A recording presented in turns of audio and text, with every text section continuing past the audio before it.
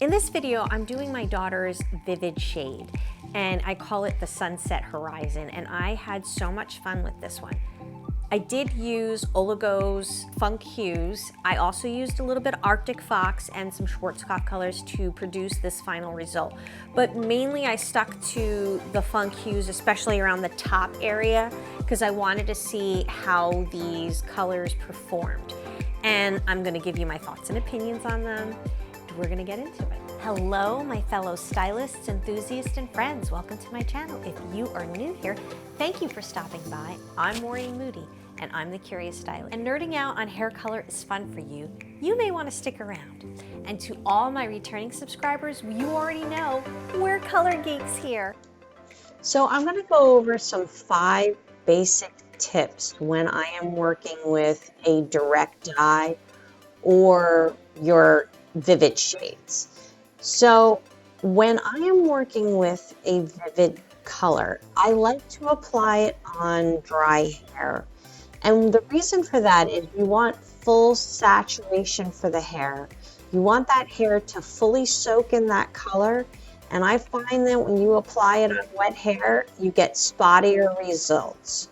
So that is my tip number 1. Tip number 1, again, is apply the color to dry hair so you can get the maximum color impact. So my tip number 2 is when you are working with lighter and brighter shades, like a bright yellow or an orange, and you really want that to stand out, you need to place that color on first, because the darker shades tend to blend out and overcome that color. So the best thing to do is to apply that color first, and that's what I'm doing here. I'm applying that orange first, and I'm going with the deeper shade, and I'm just marrying the two in the center. But if you try to put the deeper shade on first and then room for the orange, I find that you are not going to have success, as much as success as if you apply the lighter and brighter shades first and then blend in your darker shade. So that is my tip number 2.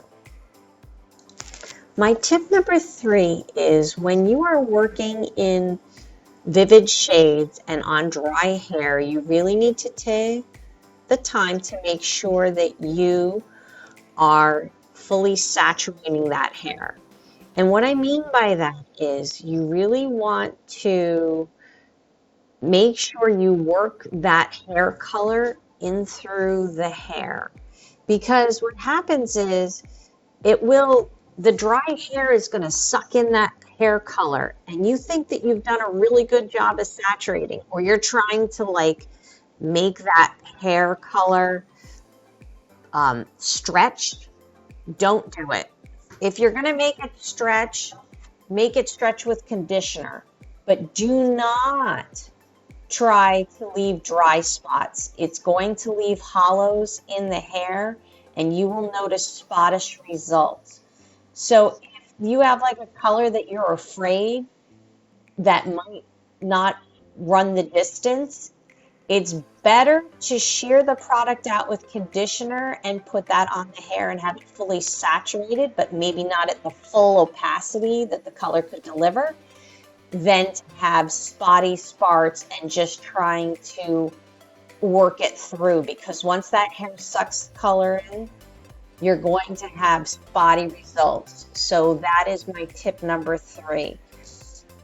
When you are working with this color, make sure you fully saturate, and go back if you have to and comb it through, but really massage it into the hair so that you get the best results. My tip number 4 is when you are working with vivid shades, you're going to want to use those meshes that I'm using. They really help to kind of separate the hair And when I'm doing this particular method, I like to work in like 3 sections in the back, as you can see. And I like to use a bunch of different colors. I like it to be fun. I want it to have a lot of definition and just bring visual excitement to this color. And I know when you're working with direct dyes, you don't have to worry about that. If you're finding value in this content, please smash the like button and subscribe. I make weekly videos. So like you see, I'm working with, 2 or 3 different shades, and I blend them together to give some fun definition. And again, these are just beginner tips, but they're helpful. And that mesh is great so that you can go back in and really make sure everything is saturated. Like tip number 3, making sure you have that saturated. So my tip number 4 is use the meshes. Tip number 5, when you are working with vivid shades, you want to rinse with very cold water. It is going to help the colors from blending too much together. And I rinsed her in ice cold water. So that is my tip number 5. So if you've stuck around to the end, I wanted to thank you, and I am going to give you my thoughts and opinions on the Funkhues. I have to say, I really enjoyed them. I like them as much as Joico's. Joico's direct dyes are great. They're a lot of fun. I think they call it Color Intense or something like that, but I found them to be a really good consistency.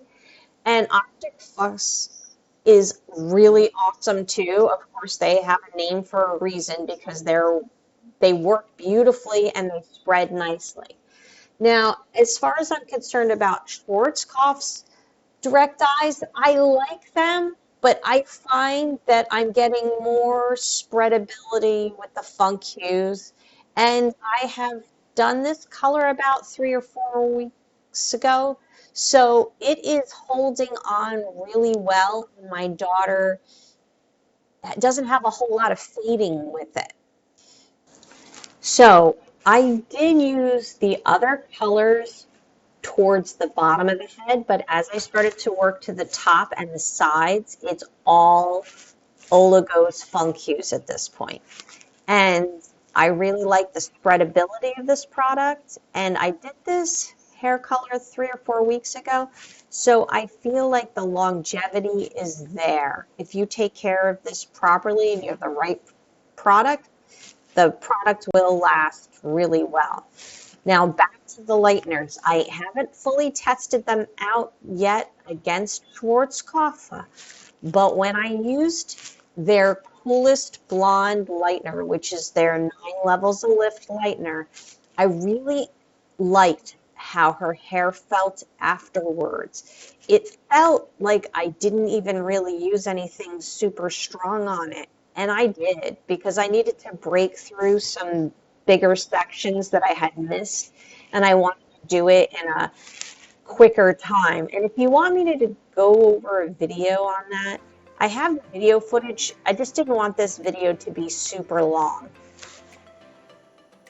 So I processed her for 45 minutes, and this is her final results. And of course, I used ice cold water to rinse her. But I really love the way this came out.